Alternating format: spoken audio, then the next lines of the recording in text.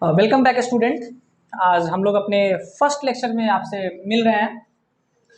आज हम लोग का जो बेसिकली टॉपिक है वो इंट्रोडक्शन ऑफ साइंस है। तो मैंने पिछले वीडियो में आपसे बात किया था कि हम लोग किसी भी चीज़ को थिंकिंग स्किल पे कैसे एक्सप्लेन करेंगे।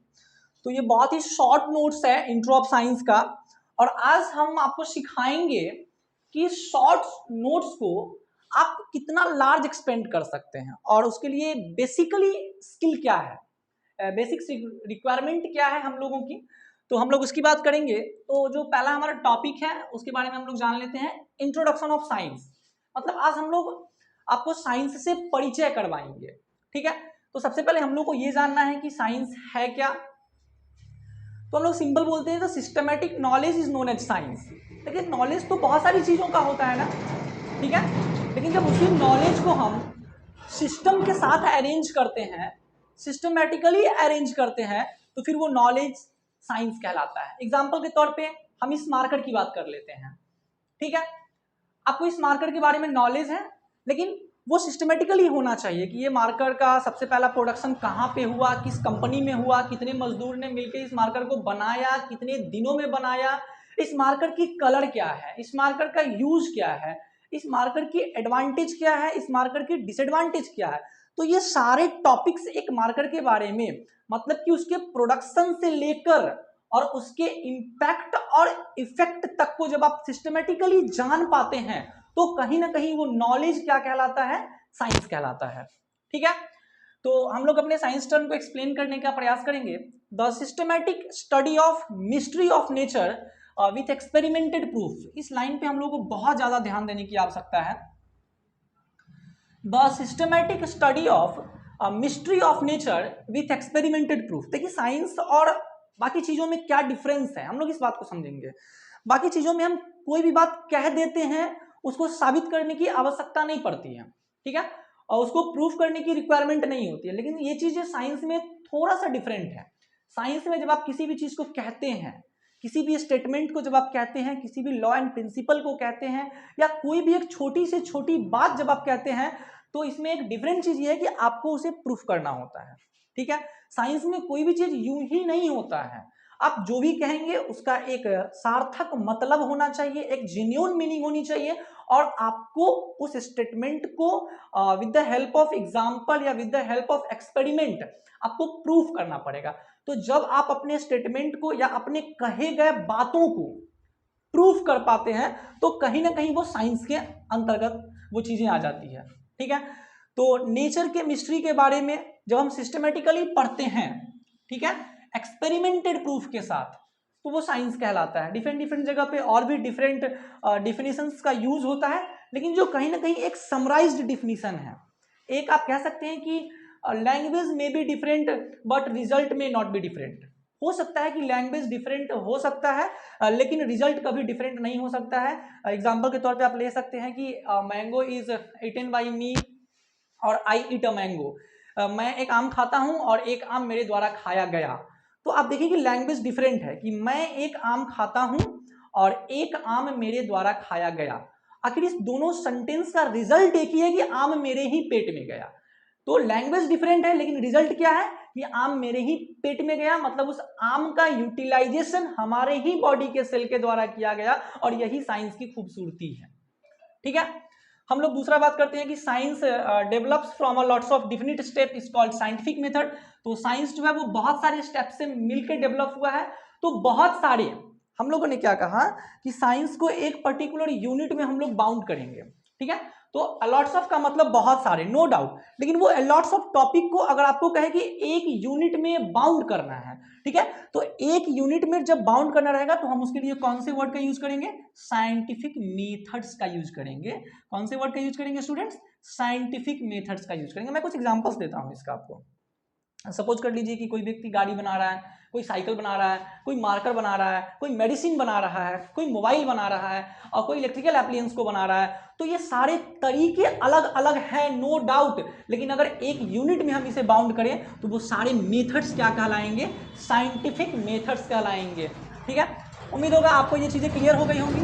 हम लोगों का तीसरा स्टेप जो है, हम लोगों ने कहा कि डेवलपमेंट ऑफ साइंस, ठीक है। मतलब साइंस की जो डेवलपमेंट है वो बहुत सारे स्टेप्स पे डिपेंडेंट है, जिसे हम साइंटिफिक मेथड्स भी कहते हैं। तो अगर हम उस मेथड्स को उसके वर्क फंक्शन के आधार पे क्लासीफाई करें, ठीक है, तो कैसे कर सकते हैं? तो development of science depends upon the observation. तो साइंस की जो डेवलपमेंट है वो ऑब्जर्वेशन पे डिपेंड करती है। मैंने पहले भी कहा आपको कि आपको एक्सपेरिमेंटेड प्रूफ देना पड़ेगा, चाहे वो कोई भी साइंटिफिक टर्म हो। आप कोई भी स्टेटमेंट एंड लॉ पढ़ेंगे, आप कोई भी फॉर्मूला डेरिवेशन पढ़ेंगे, या आप कोई भी कॉन्सेप्ट पढ़ेंगे, तो आपको जो है वो स्टेटमेंट के साथ आपको एक्सपेरिमेंटेड प्रूफ भी देना पड़ेगा। और यही एक साइंस में डिफरेंट चीजें हैं जो साइंस को बाकियों से अलग बनाती है, ठीक है। तो ऑब्जर्वेशन का मतलब क्या होता है, हम लोग उसको समझेंगे। देखिए, ऑब्जर्वेशन का मतलब होता है अवलोकन। ऑब्जर्वेशन का मतलब क्या होता है? अवलोकन। किसी भी चीज को पहले आप देखते हैं, उसके बारे में जानते हैं, फिर उसके काम को करने का प्रोसेस सीखते हैं, और आफ्टर दैट आप उसके रिजल्ट तक पहुंचते हैं, और यही ऑब्जर्वेशन का एक जेन्युइन प्रोसेस है, ठीक है। तो ये डिपेंड्स अपॉन द ऑब्जर्वेशन। और ये ऑब्जर्वेशन कितने टाइप के होते हैं? मेनली दो टाइप के होते हैं। पहला क्वालिटेटिव ऑब्जर्वेशन और दूसरा क्वांटिटेटिव ऑब्जर्वेशन।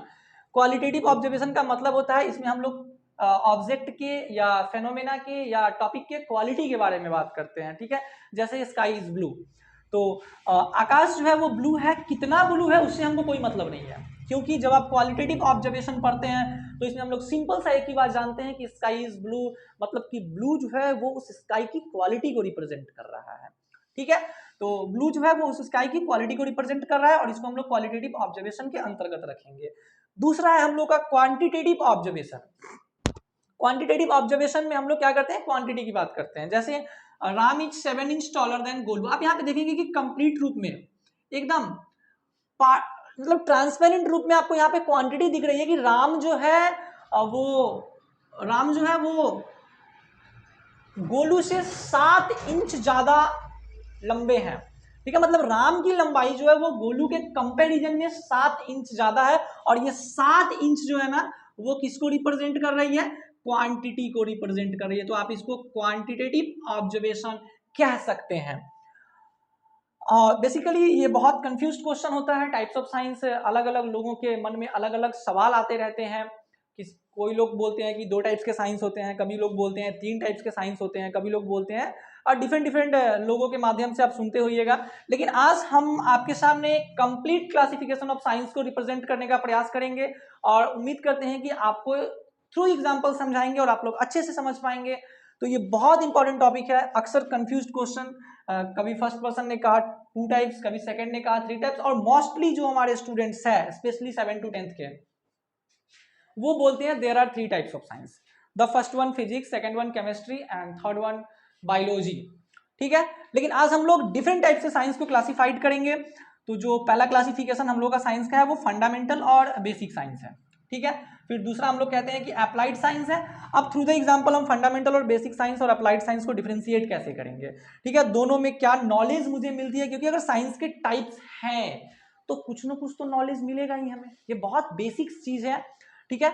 और फंडामेंटल और बेसिक साइंस का मतलब होता है कि आपके पास जो बेसिक नॉलेज है, ठीक है, किसी भी चीज के बारे में आप जानते हैं, तो ये फंडामेंटल साइंस के अंतर्गत आता है। सपोज कर लीजिए कि आप एक ग्रीन कार बनाना जानते हैं, ठीक है। सपोज कर लीजिए कि आप ड्रोन बनाना जानते हैं, उसकी थ्योरी को जानते हैं आप, तो किसी भी चीज की थ्योरी के बारे में जानना फंडामेंटल और बेसिक साइंस कहलाता है। वैसे फंडामेंटल का मतलब होता है मूल, ठीक है, और बेसिक का मतलब भी होता है वही मूल ही होता है। और इसी चीज को, जब इसी बेसिक्स नॉलेज को आप किसी सबस्टांस पे अप्लाई करते हैं, ठीक है, आप किसी सबस्टांस पे अप्लाई करते हैं या यूज करते हैं, तो फिर वो कहलाता है अप्लाइड साइंस। सपोज कर लीजिए कि आपको ड्रोन बनाने की थ्योरी आती है, आपने सबस्टांस को इकट्ठा करा और फिर आपने क्या किया कि ड्रोन को बना दिया, तो वो बना हुआ ड्रोन अप्लाइड साइंस का एग्जांपल है, ठीक है।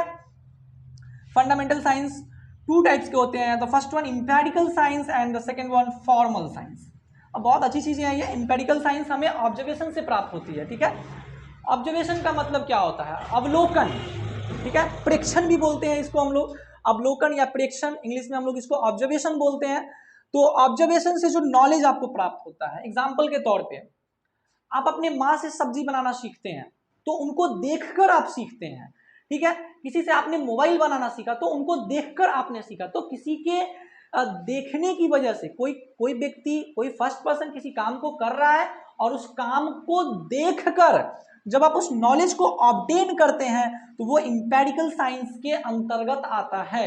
सपोज कर लीजिए कि आपने मेरे से इंटीग्रल कैलकुलस सीखा, सपोज कर लीजिए कि आपने पिताजी से पंखा बनाना सीख लिया, तो आपने देखकर सीखा। तो जब हम किसी चीज को देखकर सीखते हैं वो इंपेरिकल साइंस के अंतर्गत आ जाती है। फॉर्मल साइंस की हम लोग बात करते हैं। फॉर्मल साइंस बेसिकली आप कह सकते हैं कि ये एक लॉजिकल साइंस का टाइप है। इसमें हम लोग किसके बारे में पढ़ते हैं स्टूडेंट्स? लॉजिक के बारे में पढ़ते हैं, ठीक है। जैसे जो लोग कंप्यूटर प्रोग्रामिंग जानते होंगे, मैथ्स भी आपको फॉर्मल साइंस के अंतर्गत आता है। एक बहुत इंपॉर्टेंट क्वेश्चन है कि क्लास 11-12 में बच्चे जो साइंस लेते हैं तो वो साइंस में मैथमेटिक्स पढ़ना होता है। आज तक हम ये नहीं सीख पाए कि मैथ्स साइंस के किस भाग का हिस्सा है। आज के बाद सीख लेंगे कि मैथ्स जो है क्लास 12th में 11th में हम लोग पढ़ते हैं, मैथ्स जो है वो फॉर्मल साइंस का एक पार्ट है। इसमें हम लोग लॉजिक और कैलकुलेशन के बारे में पढ़ते हैं, ठीक है। तो कंप्यूटर प्रोग्रामिंग और मैथ्स जो है एक साइंस का पार्ट है, और वो कौन से साइंस का पार्ट है? फॉर्मल साइंस का पार्ट है। अक्सर 11th-12th में बच्चे बायोलॉजी, फिजिक्स, केमिस्ट्री सभी जानते हैं कि ये साइंस के पार्ट है, लेकिन साइंस स्ट्रीम के अंतर्गत में हम लोग मैथ्स भी पढ़ते हैं, और वो मैथ्स साइंस के किस पार्ट में आता है? तो फॉर्मल साइंस में आता है। सवाल है फॉर्मल साइंस में क्यों आता है? क्योंकि हम लोग इसमें लॉजिक और कैलकुलेशन के बारे में पढ़ते हैं, ठीक है। इंपेरिकल साइंस को हम लोग दो भागों में डिस्ट्रीब्यूट करते हैं। We have to classified into two groups of the empirical science, the first one natural science and the second one social science. Natural science that means प्राकृतिक विज्ञान, और सोशल साइंस दैट मीन्स सामाजिक विज्ञान। Natural science में हम लोग प्रकृति विज्ञान के बारे में पढ़ते हैं, और सोशल साइंस में हम लोग मानव के व्यवहार, समाज, सामाजिक ज्ञान, सामाजिक गुण, सामाजिक प्रॉपर्टीज, मतलब सोशलिज्म के बारे में पढ़ते हैं, सोशलाइजेशन के बारे में पढ़ते हैं, ठीक है। नेचुरल साइंस भी दो टाइप के होते हैं। नेचुरल साइंस कितने टाइप के होते हैं? दो टाइप्स के होते हैं। नेचुरल साइंस में जो पहला हम लोग पढ़ते हैं वो पढ़ते हैं फिजिकल साइंस। नेचुरल साइंस में जो फर्स्ट पार्ट है हम लोगों का वो है फिजिकल साइंस, और जो सेकेंड पार्ट है वो है बायोलॉजिकल साइंस, ठीक है। फिजिकल साइंस क्या होता है? फिजिकल साइंस में, physical science is the branch of natural science in which we study about non living things and their properties. Physical science में हम लोग नॉन लिविंग थिंग और उसके गुण के बारे में पढ़ते हैं। मतलब फिजिक्स और केमिस्ट्री में हम लोग लिविंग टिश्यू या लिविंग थिंग के बारे में नहीं पढ़ते हैं। तो फिजिकल साइंस के दो पार्ट्स हो जाएंगे आपको, पहला हो जाएगी फिजिक्स और दूसरा हो जाएगी केमिस्ट्री। और फिर नेचुरल साइंस का जो सेकंड पार्ट है वो क्या है? बायोलॉजिकल साइंस है। और बायोलॉजिकल साइंस को हम लोग पढ़ते हैं, इसमें लिविंग थिंग के बारे में पढ़ते हैं, लिविंग सेल के बारे में पढ़ते हैं, लिविंग टिश्यू के बारे में पढ़ते हैं, लिविंग ऑर्गेनिज्म के बारे में पढ़ते हैं। Biological science is a branch of natural science in which we study about living organism and their properties. आप बायोलॉजी पढ़ेंगे 11th-12th में तो आपको पता चलेगा कि बायोलॉजी मुख्यतः दो प्रकार के होते हैं, the first one botany and the second one zoology. So students, हम उम्मीद करते हैं कि आपको classification of science in detail समझ में आया होगा। और आज के बाद बेसिकली जब कहीं पे भी हमसे सवाल किया जाएगा कि how can you classified of the science, या how can you explain about of the types of science, तो आपके पास ये रहेगी। और आप लोग जब इस वीडियो को देखेंगे तो आपको पता चलेगा कि साइंस के क्लासिफिकेशन की बहुत सारे बेसिस हैं, और उस बेस पे कहीं ना कहीं हम लोग इस टॉपिक को और इस कंटेंट को आपके सामने जो है सो रिप्रेजेंट करते हैं। तो थैंक यू, हम लोग फिर से मिलेंगे लेक्चर 2 में।